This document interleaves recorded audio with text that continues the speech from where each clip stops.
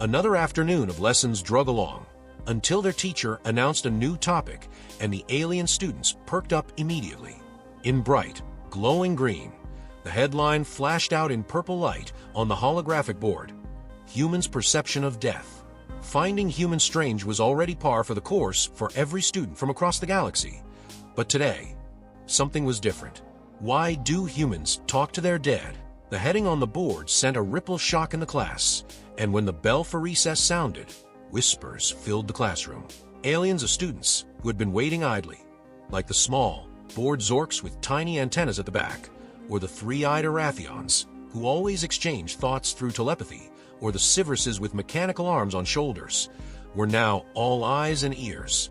Their teacher was going to talk about a species that communicates with the dead, and that had caught their full attention. Now, a heavy silence fell upon the room. Professor Zyrak floated in slow motion to the middle of the class. His greenish skin was framed by monitors showing data from thousands of worlds scattered across the universe. His ever-curious and hungry antennas stood proudly upwards. In every instance when Zyrak was about to start a lesson, students felt a mixture of excitement and nervousness. That's because every time he would begin a lesson, quite often, Zyrak would utter things which made them question the meaning of their existence. Today, I'm going to show you one of the most bizarre, elaborate, and confusingly strange behaviors in the universe, said Zyrak, his voice booming through each nook of the classroom. Eyes began to grow bigger. It's something those mortal entities known as humans have to confront. Yes, death is its name. Well, when their bodies stop functioning, they appear to imagine they don't go on being in another plane of existence for the most part. Amazingly, yet they continue talking to their dead. By this time, all of the students' ears perked up in interest, and they looked around at one another in incredulous stares. Sivrus' mechanical arm creaked faintly, while one Arathion telepathically told a mass message across the room in the speed of light. What? Once a body is done, it's done. What are these humans doing? Now, let me give you a good example, Zyrak further said, pressing on a button to activate a holographic display. A human graveyard appeared in a fog under an entirely gray sky. It was overgrown everywhere by old, awry gravestones. The colors of the withered flowers were coloring the end of life here. There stood a human woman, old with the burden of years etched on her face, her eyes resigned to death, but full of deep sorrow, in front of an ancient tombstone. She spoke to the grave, but there was nobody there to hear her. John, I miss you, she said, while tears ran down her face. There, exclaimed Zyrak, now turning to the students. She's talking to her dead husband. John, whom she is speaking to, is deceased. Yet this human female believes he is still present and able to hear her. This comforts her. A murmur ruffled through the class. One Sivrus clanged his mechanical arm and asked, "Teacher, if the body has stopped functioning, how is this possible? Once a being loses his energy, there's no way to communicate." That's the point, Zyrak replied. Humans are divided into two different schools of thought on this matter. One group believes energy ceases to exist entirely once the body stops functioning. Yet, this fact does not impede them from talking with their dead, standing over grave sites, hoping to hear back an answer they knew would never come. They soothe their minds. The other group imagines the dead continuing their existence in some other dimension as an energy form they refer to as a soul. The perplexity in the students' eyes grew thicker. One Zork squirmed, twitching his antennae, and asked, "But the dead don't answer. How can humans seriously think communication is possible? A conversation with no reply, how can that be meaningful?" Professor Zyrak smiled broadly at the class. He knew the hardest part of all for them to grasp was yet to come. "Now let me show you something else," he said and pressed another button. This time, the hologram displayed a human woman who was sitting at a table with her hands spread out, facing a group of other humans who were staring at her in awe. "This woman is a medium," Zyrak said. "She is claiming that she can talk to the dead. As impossible as that may sound, the other humans are acting as if everything she is saying is true." The voice of the medium boomed in the class. "Oh yes, there's a spirit here. His name is George. Yes, there's a George here. He's watching over you and says he loves you. They exploded into tears by the table. One overexcitedly called out, "Yes, that was my father. George, is he really here?" Zyrak waited a while until the students stopped gasping at the scene. It was probably one of the most ridiculous moments on Earth. The idea that mediums could talk to the dead, breaking the laws of physics in their opinion, was short-circuiting the brains of the alien students. And that's precisely what Zyrak had intended. The students fought to understand how humans thought dead could talk to the living when, by all logical means, they simply could not. One Erathion quipped, "For real? Does this medium really think she's talking with the dead?" Zyrak looked at the class with that knowing smile of his. Humans, my dear students, are such complicated creatures. Even as they fully well know that the dead do not answer them, speaking to the dead grants comfort. Even the ability to speak to a lost loved one solaces their pain. And even though the dead grant no responses, the conversation still has meaning to them. The mechanical arm of Severus rattled in the classroom. But if there is no answer, what is the use? Zyrak smiled. Talking to the dead is one of those coping mechanisms that humans developed for dealing with death. For them, it helps to know that there's no answer and never will be, in order to accept the concept of death. Strange, isn't it? But for them, it is perfectly normal.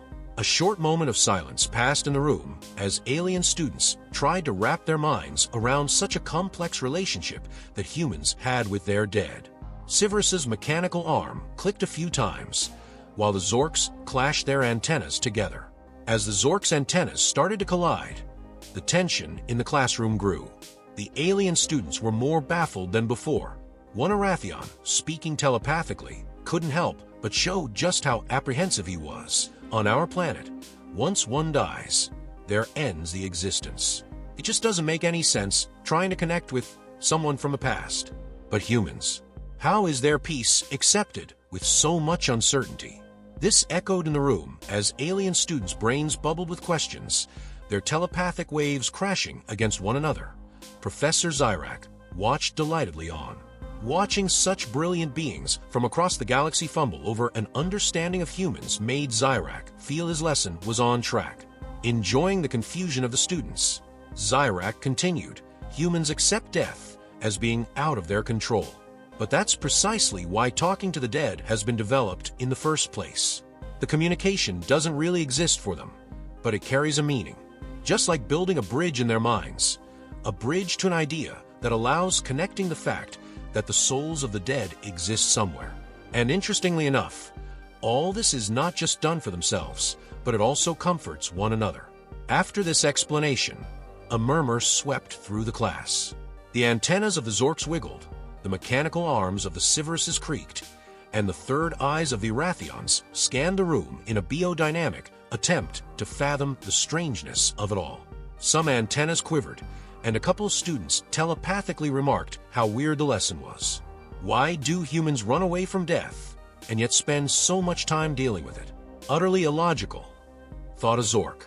But Zyrak was far from finished with what he had to uncover about this particular subject. The hologram flickered once more, showing another scene. This time, a group was gathered in a graveyard.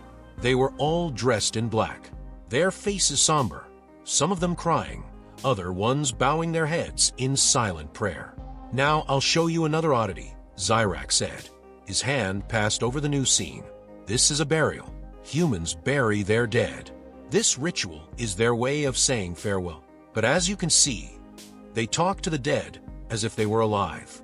They pray and ask for forgiveness, or actually believe they send the dead to a heavenly, spiritual dimension." One exasperated Erathion finally burst out. "But all this work is futile, correct? There is no actual reply, no tangible contact. How can humans waste so much energy on a dream?" Zyrak smiled benevolently at the students' agitation. Trying to comprehend the intricateness of humans was an endless puzzle to civilizations from the rest of space. Instructing them through this topic was a source of entertainment to him.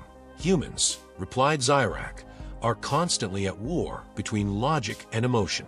As much as death should be a logical end, emotionally, is far harder to accept. That is why they must deceive themselves. To talk to the dead comforts the hurt of it.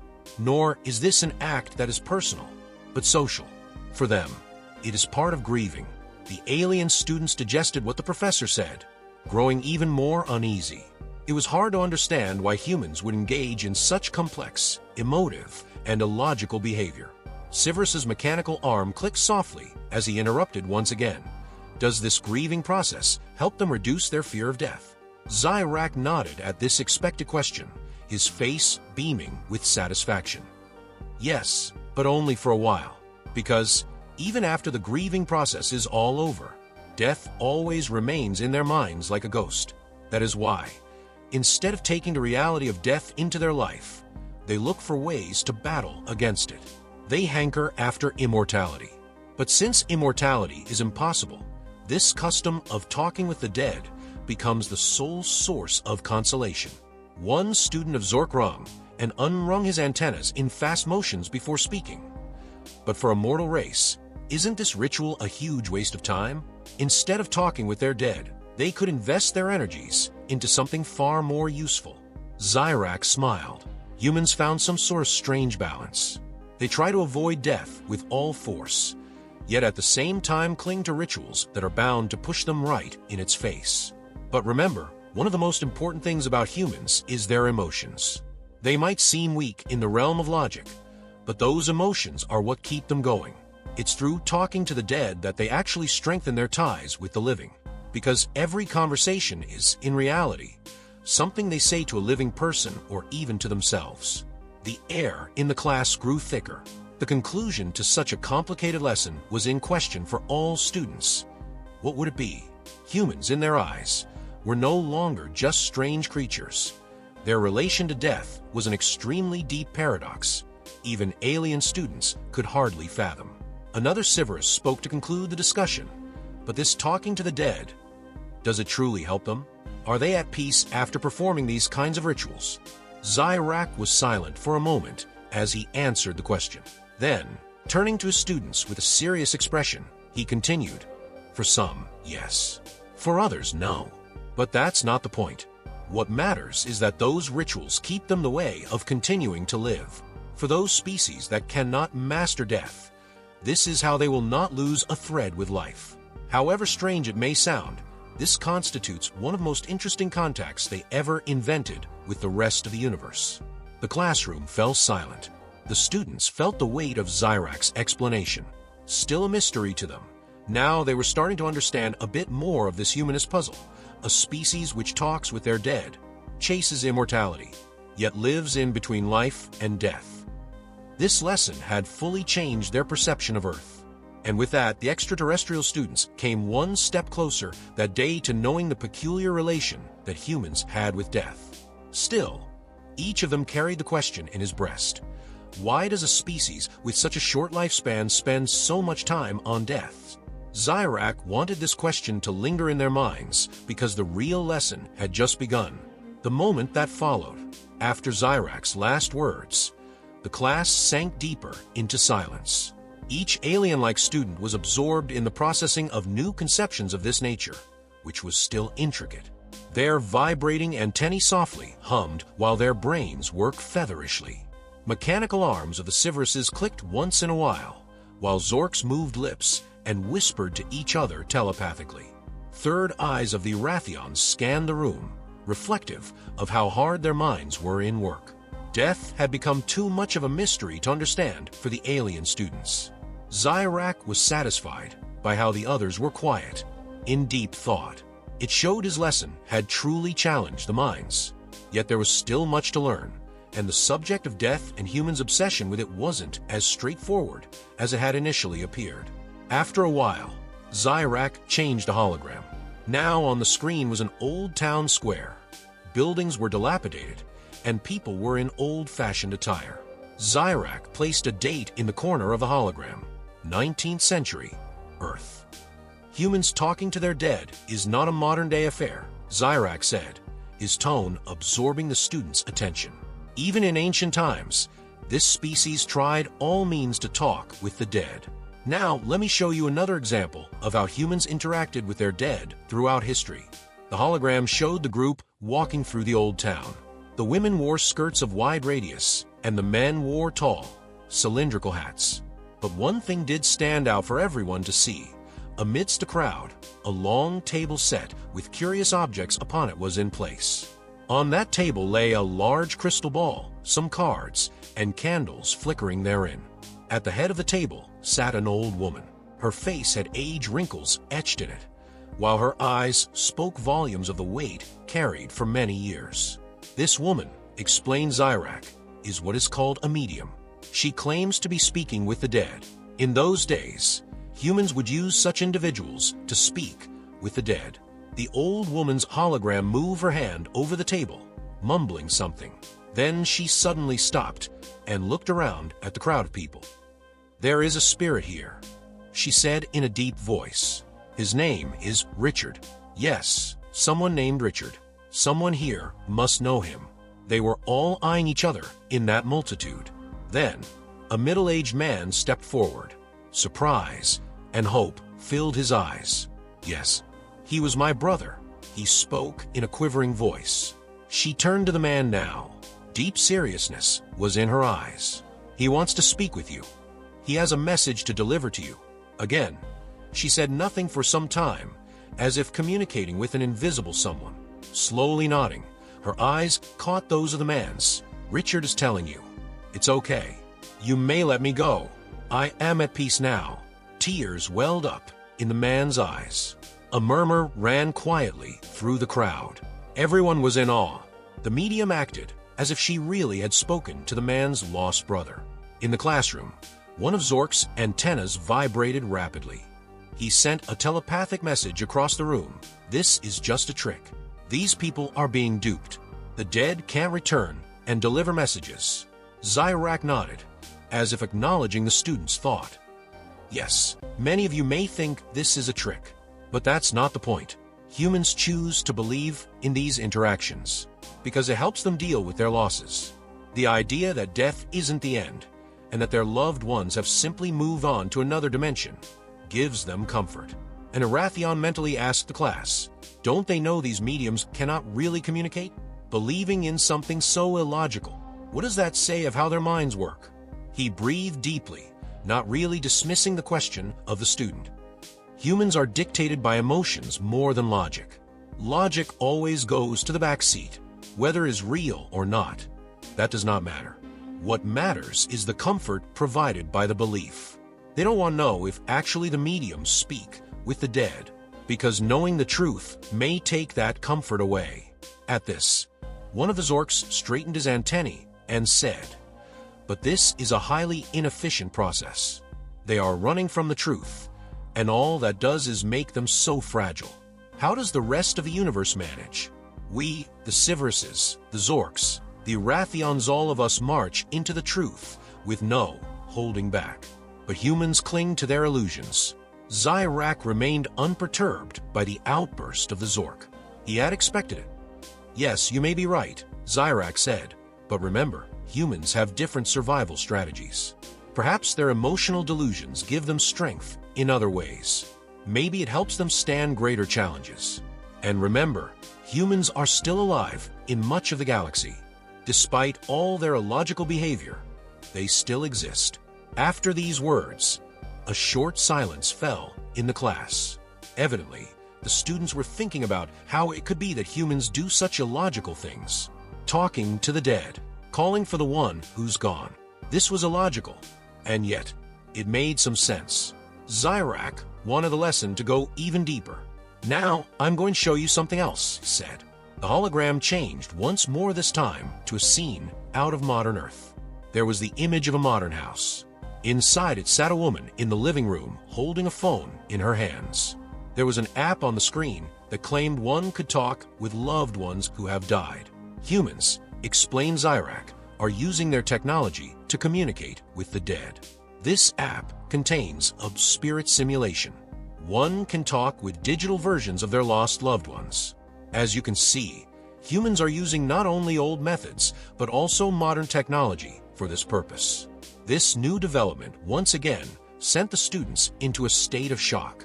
That humans, having reached such an advanced level of technology, were still so preoccupied with death was too much of a contradiction to the alien students' minds. One Siverus clanged his mechanical arm once more and spoke. "These people, why do they go to such great extents to avoid accepting death? How can they still keep on living like this?" Then he turned to Siverus and calmly replied, "Because death has always been a great unknown for them. And the best way to deal with the unknown is to try making sense of it. Humans fill the gap which death leaves behind with everything that is possible. Speaking with the dead is part of their attempt to close that gap." This explanation made a little more sense to the students. The complex relationship with death was becoming clearer as a means for humans to cope.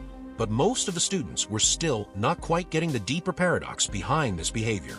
And Zyrak wasn't finished yet.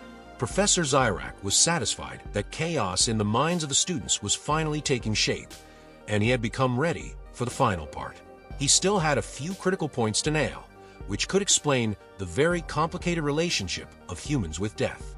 The students were on their edge as they continued telepathically and mechanically to share their thoughts with one another.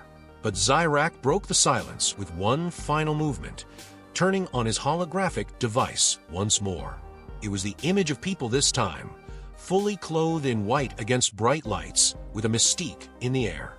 Some of them were calling to something with their hands raised, one of them inside the large circle drawn on the ground to their height. Nighttime. The sky was full of stars, yet the people seemed to call out to something.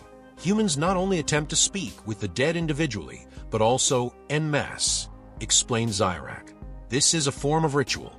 For them, the connection with the dead sometimes goes beyond one individual. A whole community unites to invoke the spirits of the dead. For them, it is a way to both mourn and find hope. The scene caught the close attention of the students. The third eyes of the Erathions were into analysis of each detail, while the antennas of the Zorks were already telepathically sharing these observations with the rest of the class. This doesn't make sense. A group of people, how can they think they're communicating with the dead? It was already strange when just one person did it, thought one of the Zorks, while his antennas vibrated. In that, the other students seemed to agree. Zyrak could clearly see how confused all this was making the students, but the lesson had yet to reach its peak. With one final push, he would show him the meaning behind all this chaos. These kinds of rituals are a way for humans to unify, Zyrak continued. They remind not just one person, but the entire community, that the dead remain with them. This gives them hope for the future. They want to believe that it does not end with death, because such beliefs can give meaning to their lives. Talking with the dead is actually done by humans just to save them from their fears about life. It is not death that is basically their biggest fear, but rather that is living without meaning. The silence went deep in the classroom for some time. This last sentence was resonating in the minds of the students. Humankind is just so obsessed with death, not because they fear dying, but because they fear they will die and their lives will have no meaning. And with it came a new window opened in the alien students' minds. One Siverus tapped his mechanical arm on the floor once and asked his last question. So, do these rituals really enrich their existence? Zyrak stared into the students' eyes and took a deep breath. The answer to this last question was simple, yet powerful. Yes, according to them, it does. These rituals give them a feeling of something living on, that life does not end with death. This belief alone gives them the meaning they need to go ahead with their lives. It may be illogical. For them, it is the greatest consolation. After these words had fallen in the room, the students were silent again. The final comments by Zyrak had shed light on the real meaning of such complicated behaviors. Humans' relationship to death was not based on fearing death itself, but on fearing a life that was not meaningful. As a matter of fact, their talking to the dead was an attempt for them to make lives meaningful. It was deeper than what the alien students had imagined. Professor Zyrak floated one last time across the center of the classroom, getting the students' attention as he concluded his lecture. Humans may not have completely figured out a way to deal with death yet, but this process reminds them of how precious life is. No matter how illogical we find their rituals, for them, those are the very basics of life. The lights in the class dimmed a little, and the minds of the students were filled with questions in relation to the bizarre behaviors of humans. But one thing was clear. The complicated way humans had with death was another part of their surviving behavior. And even for intelligent beings from across the galaxy, this was still a riddle very difficult to solve. In the end, when the lesson was over and students silently left the room, each thought how humans dealt with death in comparison with their cultures and experiences, trying to realize that fine line between life and death. And Zyrak, savoring the silence left, prepared another mystery for them to unravel on their next lesson.